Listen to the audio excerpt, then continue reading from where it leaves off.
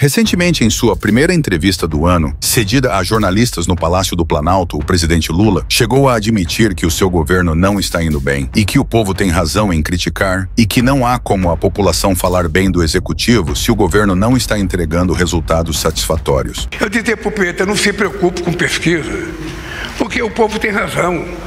A gente não está entregando aquilo que a gente prometeu. Então como é que o povo vai falar bem do governo se a gente não está entregando? É preciso ter muita paciência. Primeiro porque eu sou um cara que não me preocupo com pesquisa. A pesquisa ela não é feita para você gostar ou não gostar. A pesquisa é feita quando você é responsável para você analisar, sabe, ela verificar se aquilo tem um fundo de verdade e você começar a fazer as correções necessárias. E além disso, Lula também falou o que ele pretende fazer para tentar diminuir a inflação e o preço dos produtos e alimentos. A inflação que, como você já sabe, está nas alturas e vem sufocando o nosso povo brasileiro. Em uma medida para tentar conter o aumento dos preços, o novo presidente do Banco Central, indicado por Lula, Gabriel Galípolo, resolveu em uma reunião do Copom aumentar as taxas de juros, ou seja, a taxa Selic, adotando uma política monetária restritiva para tentar conter os aumentos de preços. No entanto, no passado, Lula já havia criticado as altas da taxa Selic, alegando que a ação prejudicava o desenrolar econômico do seu governo e que o ex-presidente do Banco Central, indicado por Bolsonaro, estava prejudicando o governo ao manter a Selic no topo, dizendo inclusive que após a sua nova indicação, então as cooperações para quedas na Selic iriam acontecer. Entretanto, após primeira ação do seu presidente indicado, a Selic não caiu. E Lula, na entrevista, respondeu jornalistas sobre como ele pretende reduzir os altos preços no Brasil. Eu tenho em mente que o aumento dos preços de comida que vão na cesta básica é sempre muito ruim, porque eles afligem exatamente as pessoas mais pobres, os trabalhadores mais humildes que a gente quer proteger. Então não tem sentido você fazer um sacrifício enorme de fazer políticas públicas para fazer com que o dinheiro chegue na ponta e depois esse dinheiro, sabe, será comido pela inflação. Também nós não queremos aqui dizer, eu faço questão de dizer para vocês, eu não tomarei nenhuma medida daquelas que são bravata, sabe? Eu não farei cota, eu não coloquei helicóptero para viajar à fazenda e prender boi, como foi feito no tempo do Plano Cruzado. Eu não vou estabelecer nada que possa significar o surgimento de mercado paralelo. O que nós precisamos trabalhar com muito carinho é o seguinte, é aumentar a produção de tudo aquilo que a gente produz, fazer com que a chamada, sabe, pequena e média agricultura, que são responsáveis pela produção de quase 100% dos alimentos, possam produzir mais. Para isso a gente tem que fazer mais financiamento, a gente tem que fazer mais financiamento para a modernização da produção dessa gente. Nós queremos discutir, sabe, a questão, quando eu cheguei na presidência, o preço do óleo de soja tinha caído para 4 e agora subiu para 9 ou para 10. Ou seja, qual é a explicação do óleo de soja ter subido? Eu não tenho outra coisa a não ser chamar os produtores de soja para saber. Sabe, por que o preço da carne que caiu 30%? É importante lembrar que em 2023 a picanha caiu 30%. É importante lembrar. Ela voltou a subir por quê? É apenas a exportação? É a questão da matriz, porque todo ano que você mata muita vaca, porque você cresce as exportações, no ano seguinte, 1 ano e meio depois, você não tem bezerro para matar, então aumenta o preço da carne. Então eu quero saber, se eu souber, a gente pode tomar alguma medida junto, sabe, com os empresários para a gente fazer com que o mercado volte à normalidade. Não falta alimento no Brasil. Acontece que também nós temos que ter em conta que o Brasil virou celeiro do mundo.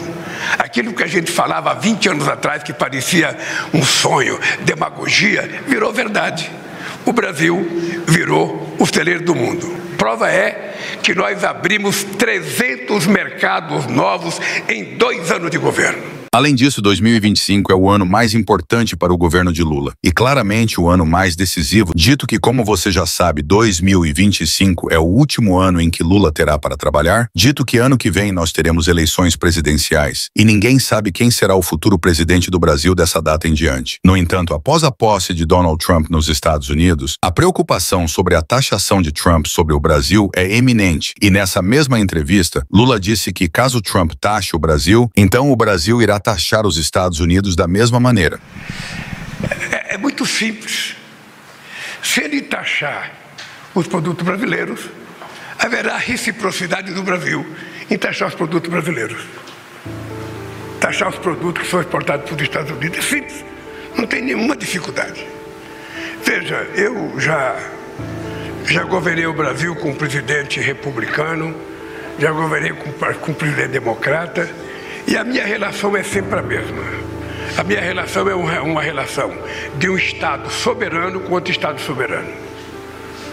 O Trump foi eleito para governar os Estados Unidos e eu mandei na carta para ele que eu espero que ele tenha uma boa governança para os Estados Unidos. Eu fui eleito para governar o Brasil. Eu quero respeitar os Estados Unidos e quero que o Trump respeite o Brasil. Tá? É só isso. Se isso acontecer, está de bom tamanho. A nossa exportação com os Estados Unidos não é essa supremacia que as pessoas pensam que é.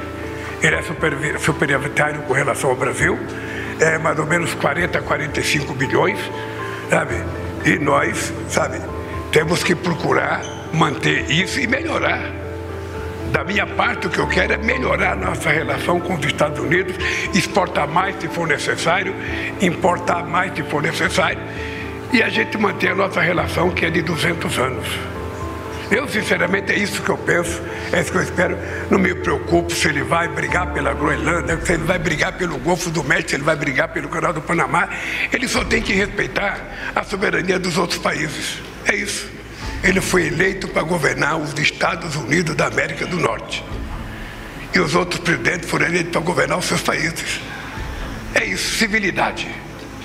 E após essa tensão com o presidente americano Donald Trump, recentemente Lula conversou com Putin pelo telefone, aonde os dois firmaram laços e estreitaram relações. Da mesma forma em que Lula também possui grande relação com o presidente da China, Xi Jinping, que inclusive esteve no Brasil e firmou diversas parcerias com o governo Lula, o que dá a entender que no resto do seu mandato, Lula continuará firmando parcerias e relações com o bloco oriental dos BRICS, ao mesmo tempo em que se distancia de Trump e do Ocidente. No entanto, caso os BRICS decidam ir adiante com a ideia de descartar o dólar como moeda de negociação entre os membros do grupo, então é de se esperar que Trump irá retaliar os países do grupo, inclusive o Brasil de alguma forma, algo que aumenta as tensões regionais e marca ainda mais o distanciamento das relações de Lula e Trump.